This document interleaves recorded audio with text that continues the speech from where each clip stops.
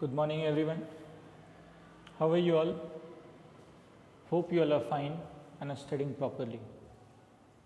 Now, as we have completed the last chapter, so today in this video, we'll start with a new chapter of 7th biology, and the chapter will be soil. We'll study this new chapter. So let's start with this chapter. Have you ever got into trouble for playing in the mud and dirt? However, if there were no muds and dirt, we would all be in the lots of trouble. Mud and dirt is actually soil. Soil is important to us for many reasons. आप अपने बचपन में बहुत बार अपने मम्मा से या पापा से डांट सुने होंगे just for playing in muds, धूल मिट्टी में खेलने के लिए. ठीक है, they make you prepare in a proper way, and after that you go and play in a mud, you get dirty, and what happens? They scold you, they ask you not to do so. Okay, but do you think that soil is not of any importance to us? क्या वो soil हमारे लिए किसी भी प्रकार की use के लिए नहीं है?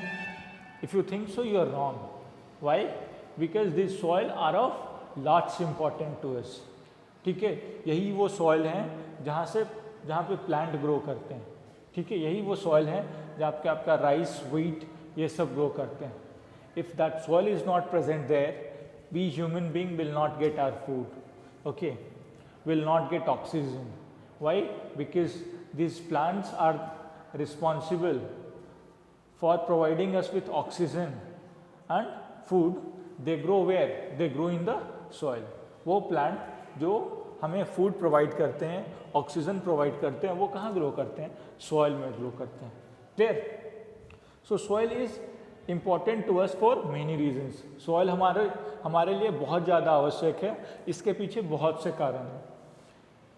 You have learn that plant need soil to grow and to make their food. आपको पता है कि प्लांट को सॉइल चाहिए किस चीज़ के लिए? To grow and to prepare their food. We ultimately depend on soil for food. Most of our clothing can also be traced to the soil. और बहुत से हमारा क्लोथिंग जैसे कॉटन हुआ, आपका जूट हुआ, clear, all this things are obtained from soil because cotton plant grows in soil. Jute का plant that also grows in soil. Cotton comes from cotton plant that grow in the soil. Cotton जो है वो cotton plant से आता है, और cotton plant कहाँ grow करता है? In the soil. Wool comes from sheep that it's grass that grows in soil. और वुल हमारे सीप से आता है जो कि वो प्लांट को ईट करते हैं जो सॉइल में ग्रो करता है. Clear? The wood to make furniture and build homes comes from trees that also grow in soil. और वो वुड जो हम लोग फर्नीचर्स बनाने के लिए, ब्यूटीफुल चेयर्स, टेबल्स जो हमारे घर में होते हैं उनको बनाने के लिए यूज़ करते हैं, डोर्स विंडोज़ बनाने के लिए यूज़ करते हैं, कंस्ट्रक्शन में यूज़ होता है, वो भी कहाँ से मिलते हैं हमें? They also grow in the soil. So soil is of utmost important to us. बहुत ज़्यादा इम्पॉर्टेंस है सॉइल का हमारे लाइफ में. Next is composition of soil. Soil किस किस चीज़ से बना हुआ है? Soil is made up of two main components.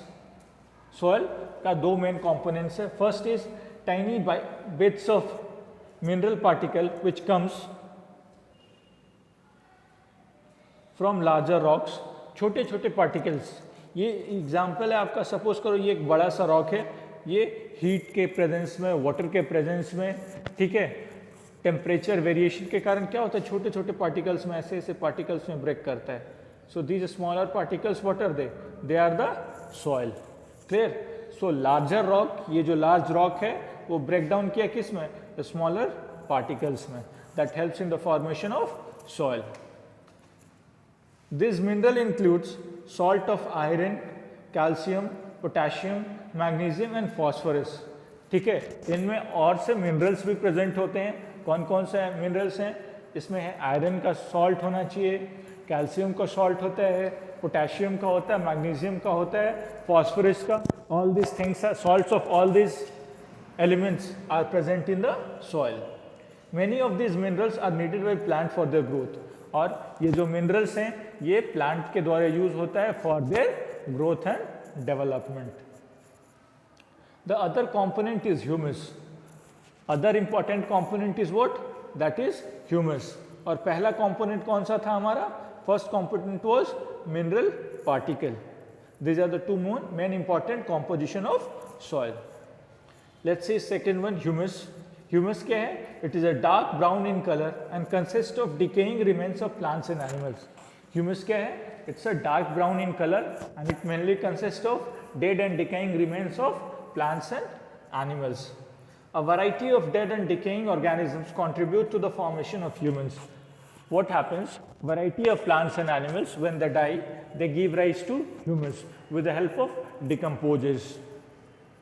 A lot of it is formed by decaying leaves of plants.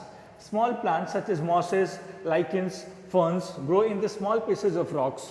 When they die, they mix with the soil and form humus. Now what happens when smaller plants, herbs, shrubs, what happens? When they die, when the leaves falls off from the trees, they give rise to what?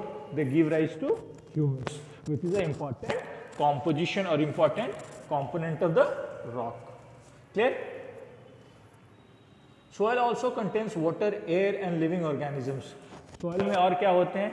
Water होता है, air होता है और living microbes भी होते हैं। छोटे छोटे organisms जिसे हम लोग microbes बोलते हैं, they are also present in the soil. Clear? Water and air are needed for soil organisms to survive and for dead and decaying matter to be converted into humus. और ये जो आपका water और air का जो use है वो किस चीज के लिए है? For survival of living microbes. जो लिविंग माइक्रो ऑर्गेनिजम्स होते हैं, छोटे छोटे ऑर्गेनिजम्स होते हैं, उनके सर्वाइवल के लिए जरूरी है। साथ ही साथ डेड एंड डिकेइंग मैटर को ह्यूमस में कन्वर्ट होने के लिए भी इनका जरूरत है। किसका? वाटर का और एयर का। Humus makes the soil fertile by providing organic nutrients. Humus soil को फर्टाइल बनाता है कैसे? By providing organic nutrients. It also provides food to earthworm and other animals living in the soil. और ये साथ ही साथ में फूड प्रोवाइड करता है किसको? To earthworm and other animals that is present in the soil. Beside it improves the texture of the soil and prevent mineral being washed away by the water. और साथ ही साथ ह्यूमस क्या करता है? टेक्सचर ऑफ द सॉइल को improve करता है। साथ ही साथ टेक्सचर ऑफ द सॉइल को इम्प्रूव करता है और ये मिनरल्स को, इंपॉर्टेंट मिनरल्स को वॉश्ड अवे, पानी के साथ बहने से रोकता है। क्लियर? तो ये हमारा हुआ ह्यूमस का important function. Beside earthworm, living organisms living in the soil includes millipedes, centipedes, ants, fungi, bacteria, etc. earthworm के अलावा कौन कौन से एनिमल्स होते हैं? millipedes होते हैं, centipedes होते हैं, ants होते हैं, fungi होते हैं, बैक्टीरिया होते हैं। ये सारे माइक्रो ऑर्गेनिजम्स हैं that are found in the soil. Actually, more living organisms lives in the soil than above it. जितने लिविंग ऑर्गेनिजम्स सॉइल पे ऊपर रहते हैं, like we human being live above the soil, there are larger number of organisms that is present below the soil. ऊपर जितना रहते हैं उससे ज़्यादा ऑर्गेनिजम्स सॉइल के नीचे में रहते हैं। ठीक है? Many of them play an active role in maintaining the fertility of the soil. और जो सॉइल के नीचे में ऑर्गेनिजम्स होते हैं, they are responsible for maintaining the fertility of the soil. Soil को फर्टाइल बनाने में हेल्प करते हैं। Clear? earthworm are called farmer's friend. ये underline this is very important thing. Why earthworm is called as farmer's friend? earthworm को farmers का friend क्यों बोलते हैं? It is mainly because they improve the texture of the soil. वो soil के texture को improve करते हैं and by burrowing into the soil they make it loose, thus allowing air to enter into it and water to drain from it. Now what happens when earthworm digs a hole, when it makes its burrow, अंदर soil के अंदर जाने के लिए क्या होता है? That helps in aeration. Aeration मतलब एयर को इंटर करने में हेल्प करता है, एयर को अंदर जाने में हेल्प करता है। They also form channels in the soil for roots to spread through. और वो सॉइल में चैनल्स, ऐसे जगह भी बनाते हैं जिसके थ्रू रूट्स इधर उधर स्प्रेड कर सकते हैं। ठीक है? So just because they improve the texture of the soil, okay, they provides the space in the soil for entry of air, draining of water, and they provide space for roots in order to spread. So just because of all these factors, earthworm are called as farmers' friends. Clear? Bacteria and fungi in the soil feed on the dead remains of plants and animals and helps to form humus. Bacteria और fungi जो है वो dead remains of plants and animals पे feed करते हैं और क्या बनाते हैं? ह्यूमस बनाते हैं.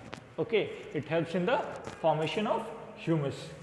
Some bacteria convert nitrogen of the air into nitrogen compound which can be used by plant. This is called as fixing of nitrogen.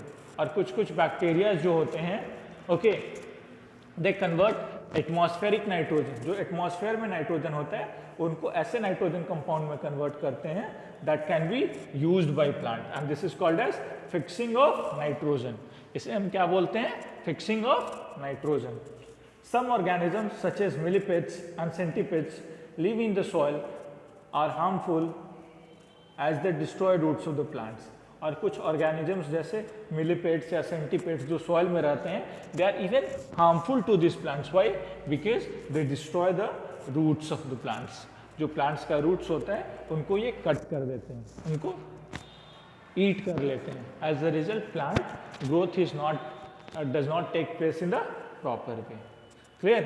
So we have seen about how soil is important to us, what are the organisms that are present inside it, what are the things, what are the components of the soil. We have seen about all these things in the video. Okay, please go through all these things in your book. Clear? That's all for today in this video. Thank you. Stay home, stay safe and keep studying.